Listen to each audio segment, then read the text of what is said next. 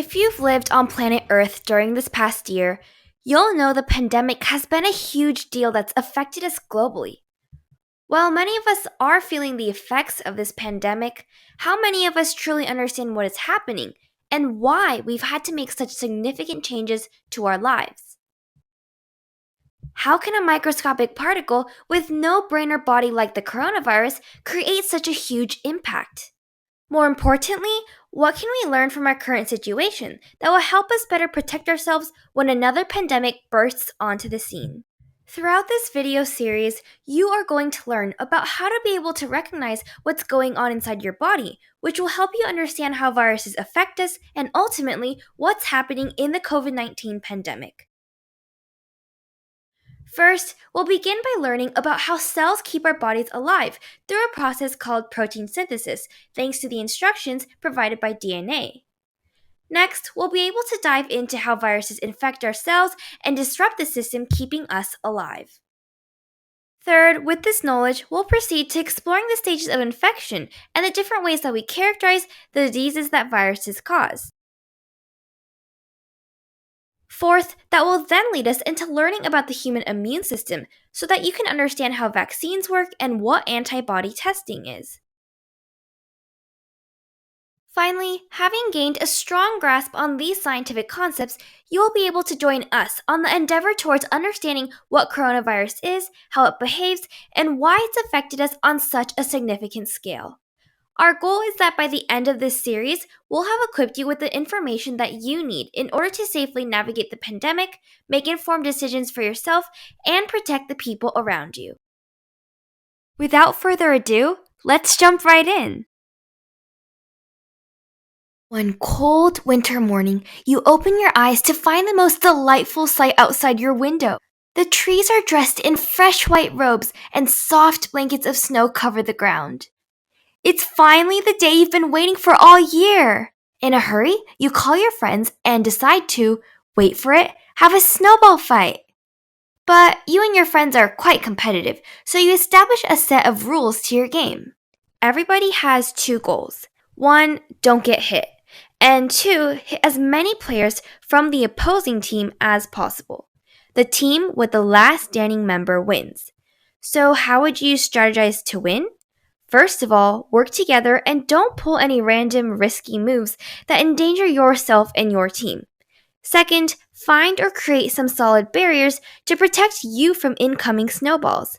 Third, give everyone a job. Communication, teamwork, and organization are key.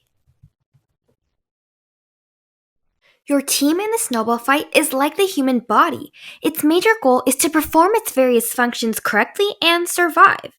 Just like how the players in the snowball fight must work together to win the game, your body is made up of many cells that work together to keep the body functioning and alive. Each cell is like a mini version of you. They contain little organs called organelles that they use along with tools like various molecules and proteins to help carry out different tasks, such as producing energy to keep you awake in class, repairing your injuries, and defending you from microscopic invaders that try to infect your body. Pathogens such as viruses are like the players on the opposite team who are actively trying to take you down in order to win. Understanding your bodily and cellular functions is crucial, especially during the pandemic. A cell is the most basic unit of life. Think of it like a Lego piece of a Lego tower. There are 3 universally accepted rules of cells called the cell theory. First of all living things are made up of cells. Whether you're a plant, human, or donkey, as long as you're a living organism, you're made of cells. Second of all cells arise from pre-existing cells. That means, in simpler terms, that all cells come from other cells. In other words, cells don't just randomly pop out of nowhere like people used to think they did several hundred years ago. Cells go through a reproduction cycle that produces daughter cells, which is how new cells are created. The third part of the cell theory states that cells are the most basic form of life. They are the smallest and simplest building block of life. Let's take a look at a cell's size. There are multiple organelles or subcellular structures inside of a cell that perform different tasks to keep the cell alive. We're going to focus on the organelles that are most significant to protein synthesis. The cell membrane or biological membrane is essentially the skin of the cell. It's composed of a phospholipid bilayer, carbohydrates, and proteins. The phospholipid bilayer, being made up of phospholipids, has selective permeability, which means that it is able to choose what foreign objects to let into the cell. Phospholipids are a specific classification of lipids that have water-loving or hydrophilic heads and water-fearing or hydrophobic tails. Because of such preferences, they naturally align themselves into a bilayer formation, with the outer layer's heads facing towards the outside of the cell and the inner layer's heads facing the inside of the cell. The hydrophobic tails are pointed towards each other and are shielded from the fluids around them. Carbohydrates embedded in the cell membrane have receptors that will allow them to recognize the presence of other cells in a sort of lock and key mechanism.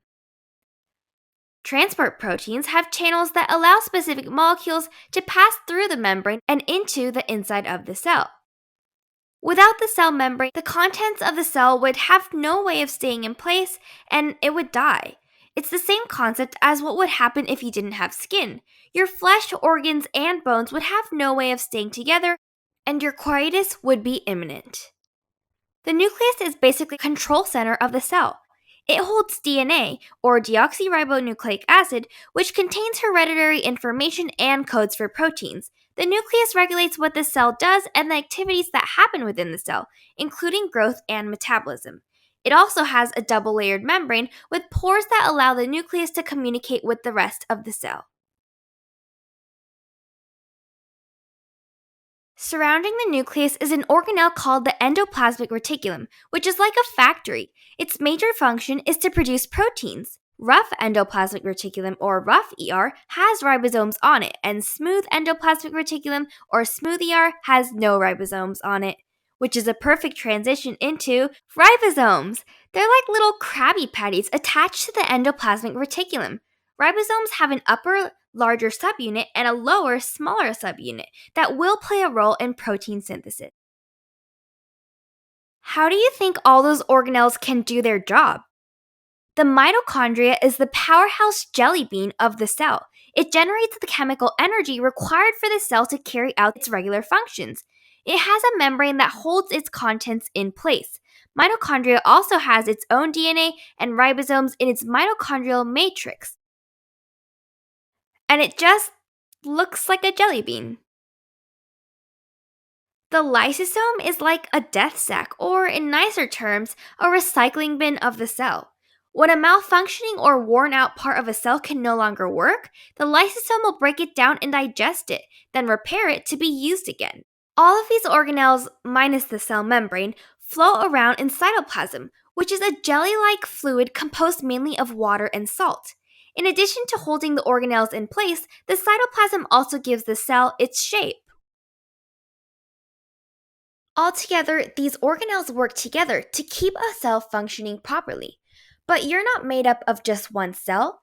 You're made up of trillions of cells that all have to communicate and work together to keep your body functioning, as well as defend you from disease-causing invaders.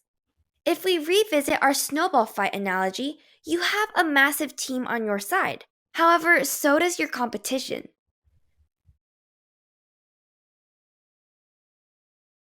So what's the takeaway from today's episode? 1. You are made up of many tiny Lego blocks called cells. 2. Your cells, like you, have organs that help them function correctly. 3. You need all your cells to work properly in order for your body to work properly. Stay tuned next time to find out how your cells manage to keep you alive and healthy even though they don't have tiny brains to help them think.